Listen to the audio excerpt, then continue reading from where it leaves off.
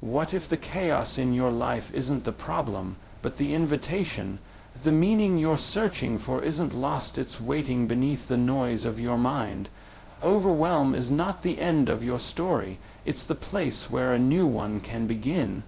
Most people spend their entire lives reacting to the events around them without realizing that they are running on an unconscious program.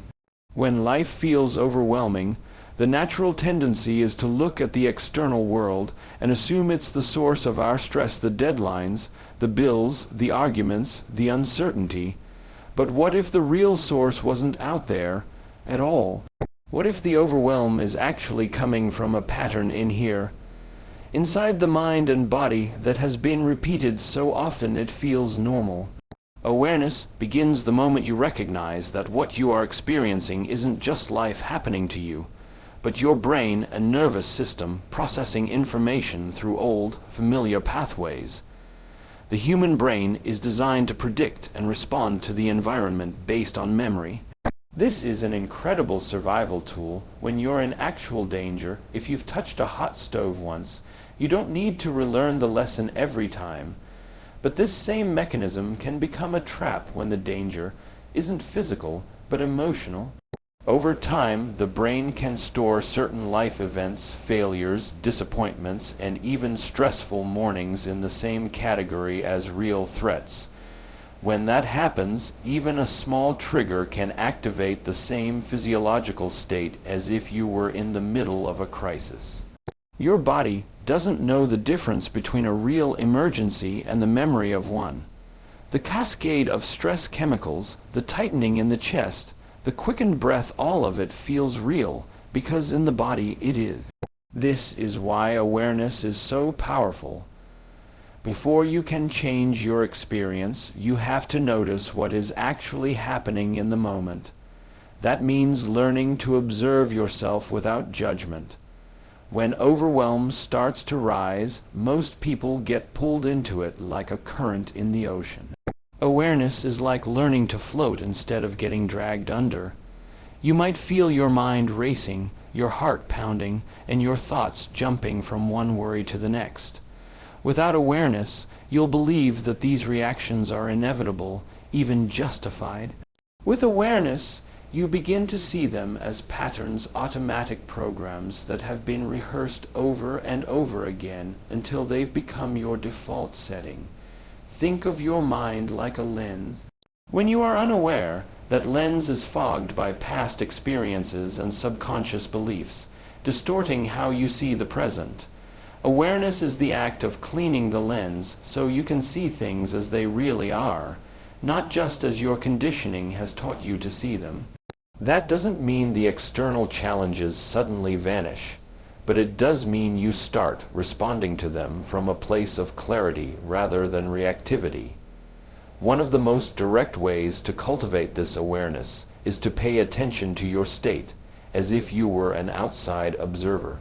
Imagine you are a scientist studying yourself. You notice, my shoulders are tight right now, my jaw is clenched, my thoughts are looping on the same problem I've thought about 100 times, my breath is shallow. This kind of inner observation pulls you out of being fully identified with your emotions and places you in the role of the witness. And here's the key.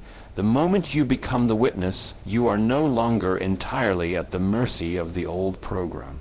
Neuroscience shows that the act of observation itself changes brain activity. The prefrontal cortex, the part of the brain responsible for decision making and self-control, becomes more engaged. Meanwhile, the amygdala, the alarm system that triggers stress responses, begins to calm. By simply noticing, without immediately reacting, you are interrupting the automatic sequence your brain is used to running. This is the first and most crucial step toward breaking free from the cycle of overwhelm. However, awareness requires presence, and presence requires slowing down enough to actually notice what's going on inside. Most of us live at such a fast mental pace that we rarely pause to ask, what state am I in right now? Instead, we move from task to task, conversation to conversation, carrying the same mental and emotional state with us like an invisible backpack.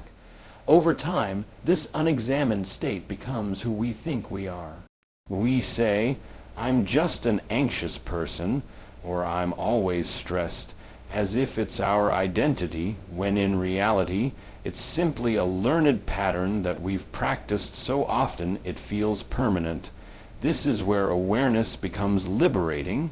The instant you realize, "This isn't me, it's just a state I'm in," you create a gap between who you truly are and what you are experiencing. That gap is where all transformation begins. In that gap, you have a choice. You can continue rehearsing the same reaction, or you can choose a new one. Without awareness, there is no gap, just automatic reaction. With awareness, you have space to respond intentionally. It's important to understand that awareness is not about controlling every thought or emotion. You can't stop waves from forming in the ocean, but you can learn to surf them. In the same way, awareness allows you to ride the emotional waves of life without being swallowed by them. You start to notice patterns before they fully take over. You recognize when your inner dialogue has shifted into self-criticism, when your body is bracing as if for impact, when your focus has narrowed to only the negative, and in that moment of recognition, you have the power to do something different. In practical terms, building this kind of awareness might mean pausing in the middle of your day, closing your eyes and scanning your body from head to toe, noticing tension or discomfort without trying to fix it. It could mean journaling about what triggers your overwhelm, so you can start to see common threads. It might involve practicing mindfulness techniques that train your attention to stay in the present moment. Over time, these small acts of observation train your brain to step out of autopilot and into conscious choice. When life feels overwhelming, the temptation is to fix the outer world first, to rearrange the circumstances, solve the problems, and make the chaos disappear. But without awareness, even if you solve one problem, another will soon take its place because the inner pattern hasn't changed. By bringing attention to the way you habitually think, feel, and react, you begin to address the root cause rather than just the symptoms. This is the foundation of any lasting transformation, because you can only change what you can see. And once you see it, you can never unsee it. When life feels chaotic and overwhelming, most people unknowingly default to survival mode. This is a deeply ingrained biological state designed to keep us alive in the face of danger. Our ancestors relied on it when confronted with predators or sudden threats in their environment. In survival mode, the body floods with stress hormones like cortisol and adrenaline, sharpening our senses and priming us to fight, flee, or freeze. The heart races, muscles tense, and attention narrows to whatever seems most threatening in that moment. This response is incredibly effective for short-term emergencies, but it is not meant to be our default state of living. The problem arises when the brain cannot distinguish between an immediate physical threat and a persistent psychological one. In the modern world, the predator is often not a tiger in the bushes, but an unpaid bill, a tense conversation, a looming deadline, or an uncertain future. These challenges may not require physical escape, yet they can still trigger the same survival mechanisms. Over time, being in this state for hours, days, or even years conditions the body to live in a constant cycle of stress.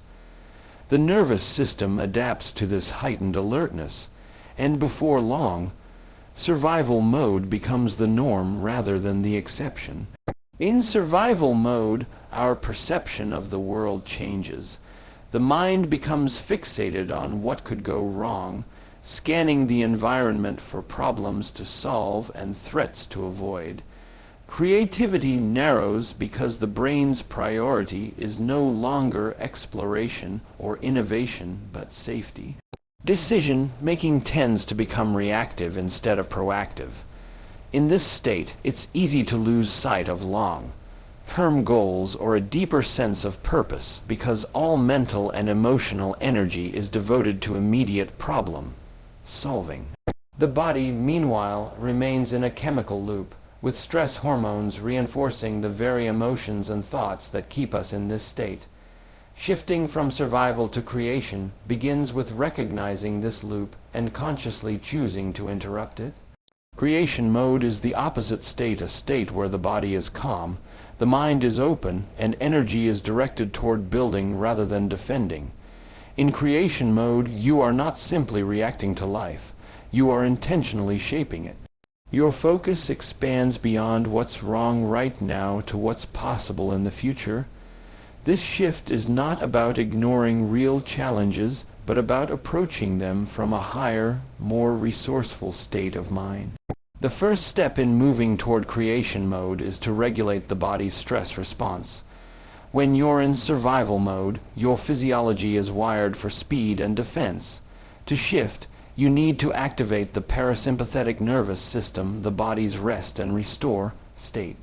Practices like slow, intentional breathing, mindfulness meditation, or simply pausing to feel your feet on the ground can signal safety to your brain. As the body relaxes, the mind follows, and the tunnel vision of survival begins to widen into a more expansive awareness. In this calmer state, new possibilities start to emerge. Creativity and problem-solving abilities improve because the prefrontal cortex, the brain's center for planning, decision-making, and higher reasoning, is no longer hijacked by the survival circuitry. You can start to imagine scenarios beyond the current crisis and see opportunities where you previously saw only obstacles. This is the fertile ground where meaning can grow. When you are no longer consumed by the fight or flight impulse, you have space to ask deeper questions. What do I truly want? What am I capable of creating? How can I move toward that vision? One powerful way to anchor yourself in creation mode is to intentionally generate emotional states that align with the future you desire rather than the fear you feel now. In survival mode, your emotional state is dictated by your environment. A negative event triggers a negative feeling, which shapes your thoughts, which in turn reinforces your reality. In creation mode, you reverse this process. You begin with the emotion you want to feel: gratitude, joy, empowerment, peace, and allow that emotion to inform your thoughts and choices. This is not about pretending life is perfect, but about tuning your inner state to the frequency of the life you want to live. The shift from survival to creation also requires a change in identity. In survival mode, your sense of self is often tied to your circumstances and your past experiences. You may think, "I'm the kind of person who's always struggling," or "I've never been able to handle change well." These are not objective truths, but stories reinforced by years of living in a reactive state. Creation mode invites you to step outside of these stories and see yourself as someone capable of evolving. This is where you stop defining yourself by what has happened to you and start defining yourself by who you choose to become. Another essential aspect of this shift is the way you use your attention. In survival mode, attention is like a spotlight aimed at what's threatening or wrong. In creation mode, you redirect that spotlight toward what you want to nurture and grow. This is not about ignoring problems, but about refusing to feed them more mental energy than necessary. The brain has a phenomenon known as the reticular activating system, which filters the vast amount of sensory information you receive and highlights whatever aligns with your dominant focus. If you are constantly focused on danger, your brain will serve up more evidence of danger. If you focus on opportunities, your brain will begin to spot them, even in the same environment. To make this shift sustainable, it's important to understand that the body may initially resist. If you've lived in survival mode for years, your nervous system has become addicted to the chemistry of stress.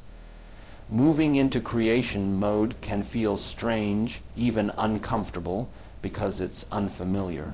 You might find yourself unconsciously seeking out drama or overthinking small issues just to feel the rush of adrenaline again.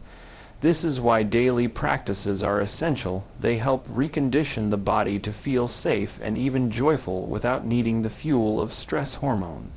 Over time, the calm, creative state becomes your new normal, and survival mode becomes the exception rather than the rule.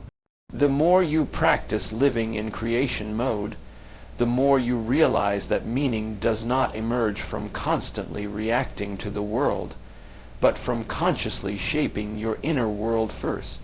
It is here, in the space between stimulus and response, that you discover your ability to influence not just how you feel, but the reality you create moving forward. The way you feel on any given day is not random. It's the product of countless internal patterns that have been repeated so often they become automatic. Your thoughts create emotions, your emotions influence your actions, and your actions reinforce the original thoughts. Over time, this loop wires itself into your brain and body as a state of being. If the majority of those thoughts are rooted in worry, self-doubt, or frustration, your nervous system will adapt to keep you in that familiar state.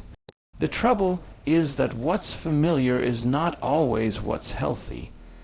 To step into a more meaningful and empowered life, you have to interrupt the old loop and deliberately create a new one, and this is where daily practices become essential.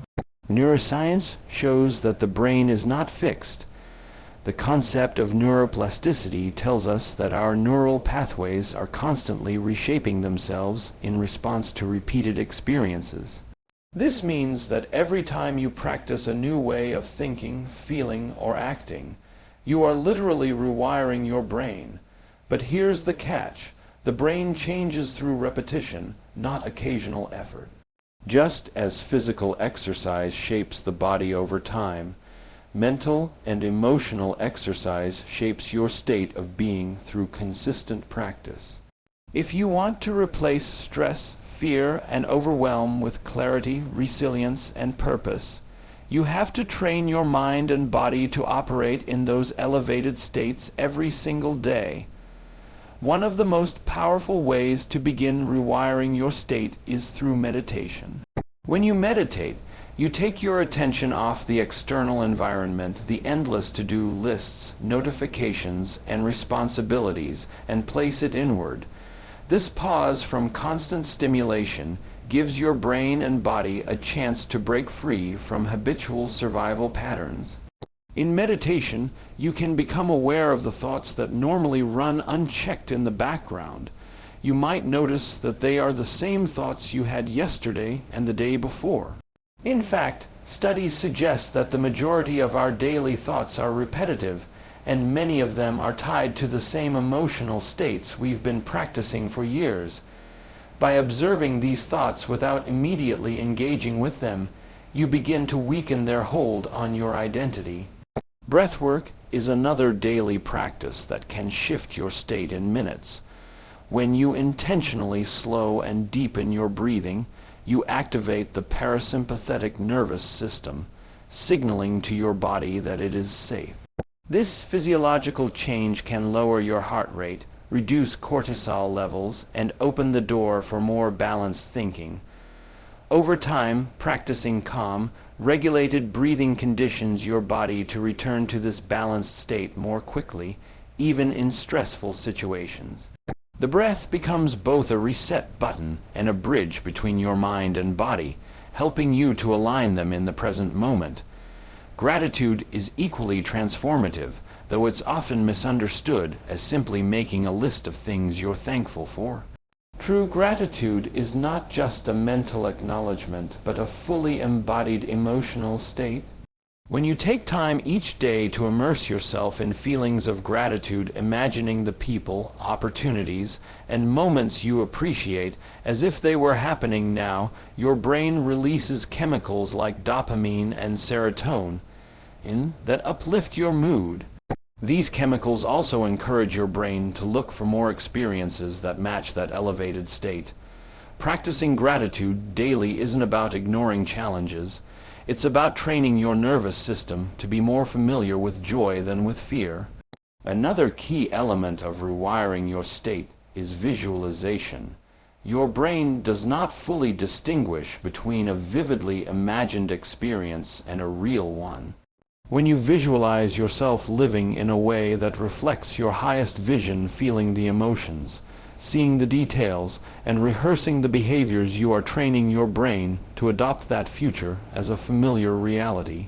This mental rehearsal builds new neural connections that make it easier to act in alignment with that vision in daily life. Just as an athlete visualizes a perfect performance to prime their body for it, you can use visualization to prime yourself for the life you want to live.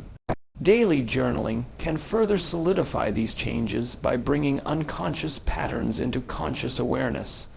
Writing down your thoughts and emotions each day allows you to see them more objectively, identify recurring themes, and challenge the narratives that no longer serve you.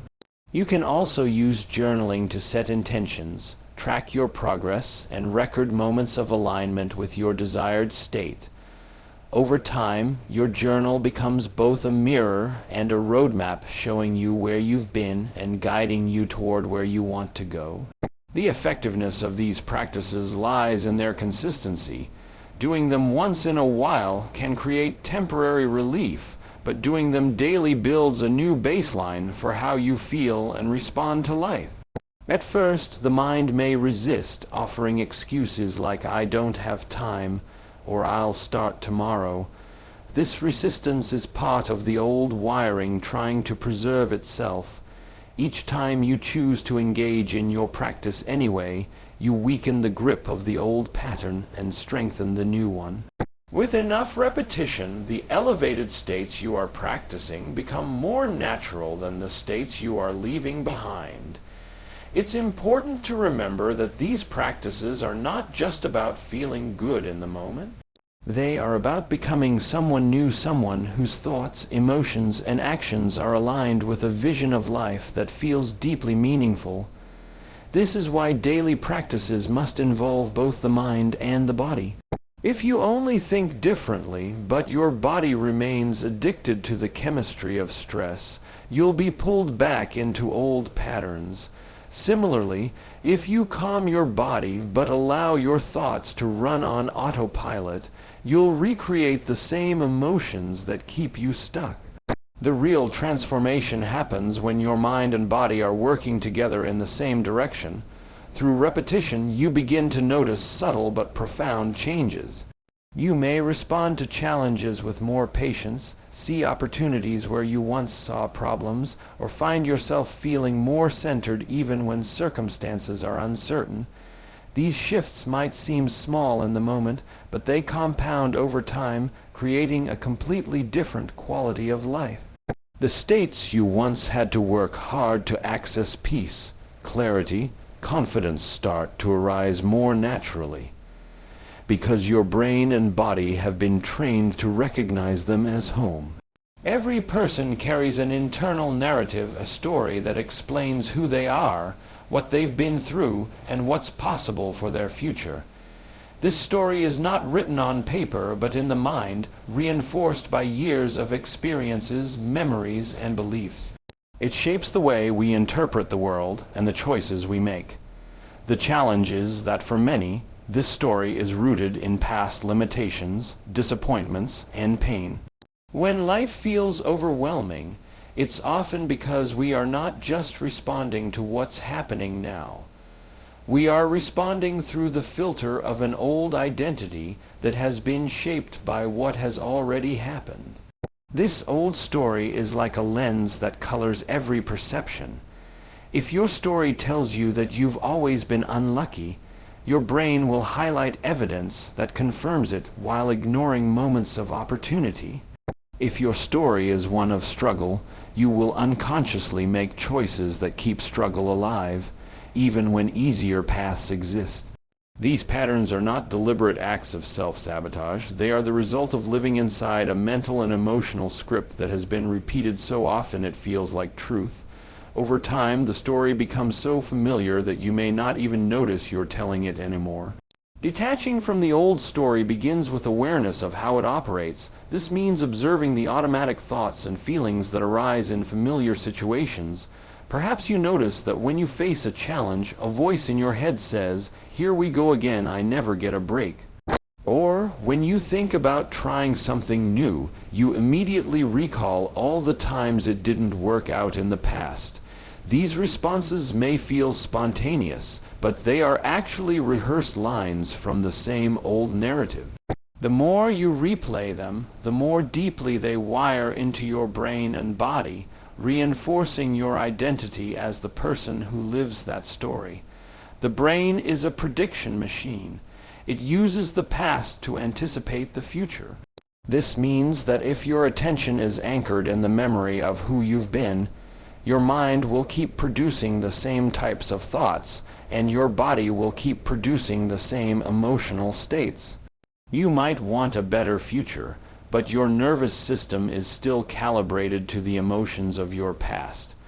The stress, disappointment, or insecurity you felt years ago can become so ingrained that your body experiences them automatically, even without an external trigger. To truly detach, you must break the habit of being the version of yourself that the old story created. This doesn't mean rejecting your past or pretending it never happened. It means refusing to let it define your present or dictate your future. One way to do this is to stop identifying with your emotions as if they are you. Instead of saying, "I am anxious," you might notice, "I am experiencing anxiety right now." This subtle shift separates your identity from your temporary state. The more you practice this separation, the easier it becomes to see emotions and thoughts as passing events rather than permanent aspects of who you are. Another aspect of detaching from the old story is challenging the mental images and memories you've been carrying. The brain stores memories as a combination of images, sounds, and feelings, and each time you recall a memory, you're not just replaying it, you're slightly altering it. This means you have the power to weaken the emotional charge of past events by changing the way you recall them. For example, if a certain memory keeps reinforcing your belief that you are not capable, you can consciously reframe it by focusing on what you learned or how you grew from it, rather than how it limited you. Over time, this reduces its power to define you.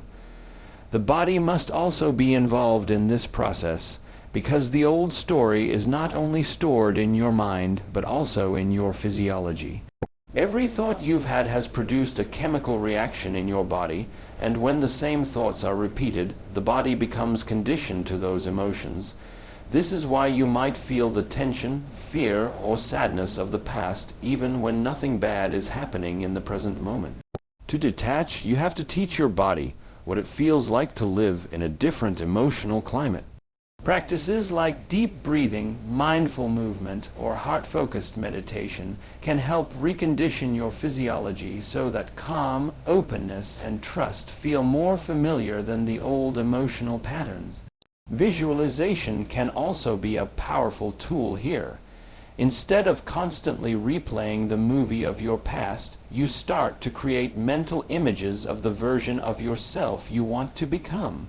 You imagine what it feels like to think new thoughts, to carry yourself differently, to respond to challenges with calm confidence instead of automatic fear. This mental rehearsal helps train your brain to recognize a new self-image as real, even before your external circumstances have changed. The more vividly and consistently you imagine this new story, the more it begins to replace the old one in your subconscious mind. Detaching from the old story is not about erasing who you've been, but about expanding who you can be. The truth is that the self you've been living as is just one possibility out of many.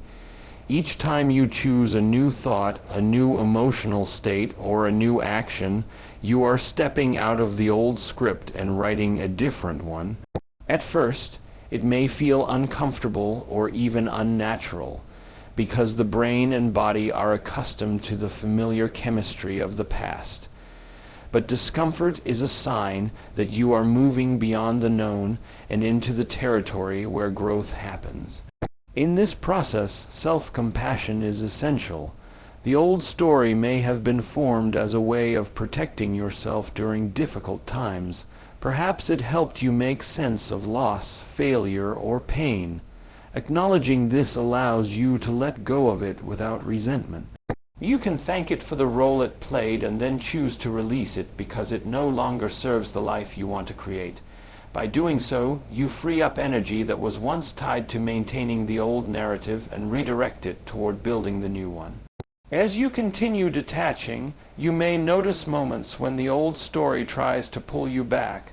Certain environments, relationships, or even physical places may trigger the emotions and thoughts connected to it. Instead of fighting these moments, use them as opportunities to practice choosing differently. Each time you refuse to step back into the old role, you weaken its influence.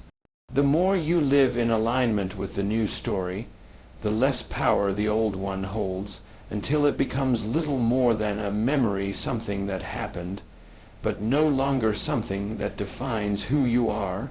Most people wait for something in their external world to change before they allow themselves to feel the way they truly want to feel. They wait for the right relationship before feeling loved, for the promotion before feeling successful, for the problem to be solved before feeling secure. This way of living places all power in the hands of circumstance, making your inner state dependent on things you cannot always control. The truth is, if you keep waiting for life to change before you do, you're postponing the very future you desire. The key to transformation is reversing that order, deciding to live and feel as if your desired future is already real, right now in the present moment. Your brain is an extraordinary tool for creation because it does not fully distinguish between an experience that is happening now and one that you vividly imagine with all your senses engaged. When you think and feel as if your vision has already manifested, you are conditioning both your brain and your body to recognize it as familiar. You begin to rehearse the neural pathways and chemical states associated with that reality. Over time, this internal rehearsal starts to change who you are in the present, and who you are determines what you attract and create. Living as if the future has already happened is not about pretending or denying your current circumstances. It is about embodying the emotional state of your desired future so completely that it becomes your baseline. For example, if the future you want involves financial freedom, you begin practicing the feelings of abundance, security, and peace now, not when the bank account reaches a certain number.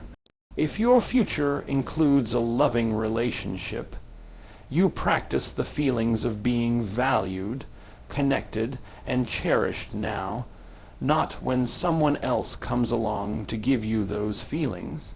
By generating these states within yourself, you are no longer waiting for the external to give you permission to feel the way you want to feel.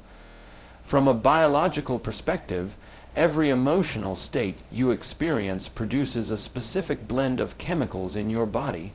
These chemicals influence your thoughts, behaviors, and decisions. When you live in fear, doubt, or lack, your body produces stress hormones that keep you focused on survival and limitation. When you live in joy, gratitude, or empowerment, your body produces chemicals that open your mind to possibility, creativity, and trust. By intentionally living in the emotional frequency of your desired future, you are training your body to support the very actions and decisions that make that future more likely. This practice also changes your perception of reality. Your brain's reticular activating system, the filter that determines what information reaches your conscious awareness, is influenced by what you focus on. If you are living as if your future is abundant, loving, and purposeful, your brain will begin to highlight evidence of abundance, love, and purpose in your current environment. The opportunities, ideas, and connections that align with your vision become more visible to you because your attention is tuned to them. This is why two people can be in the exact same circumstances, yet one sees nothing but obstacles while the other sees possibilities everywhere. To live as if the future has already happened, you have to let go of the habit of defining yourself by your past or by your present limitations. This requires a shift in identity.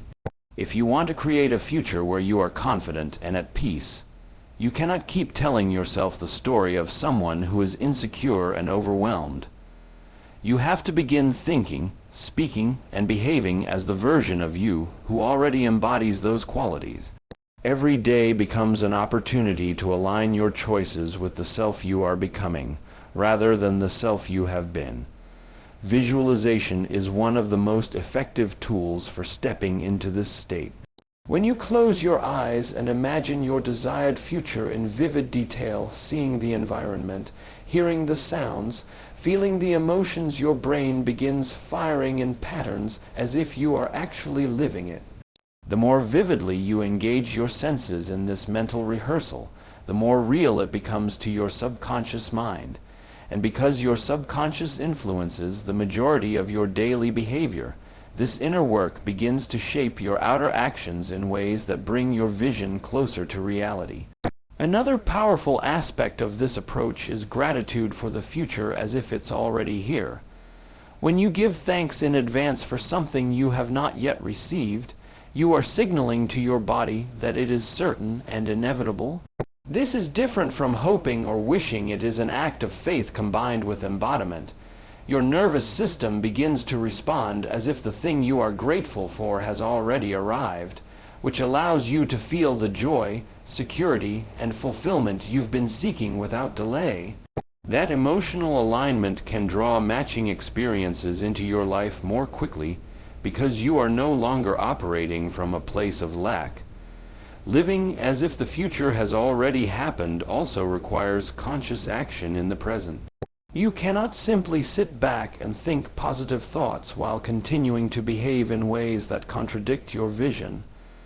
If your future self values health, you begin making choices today that reflect that, nourishing your body, moving with intention, and honoring rest. If your future self is confident and expressive, you begin speaking up today, even in small ways. These actions, combined with the emotional alignment, send a powerful signal to your brain and body that the change is already in motion. In the beginning, living in this way may feel uncomfortable or even unnatural, because it goes against the pull of your old habits and familiar emotions. Your body might be so used to the chemistry of stress, worry, or self-doubt that it unconsciously seeks those states out again. This is where discipline comes in, the willingness to return to the elevated state of your desired future again and again, even when your environment hasn't changed yet. Each time you do this, you are reinforcing the neural and chemical patterns that make that state more familiar and more sustainable. Over time, you will notice that your external life begins to reflect the internal changes you've made.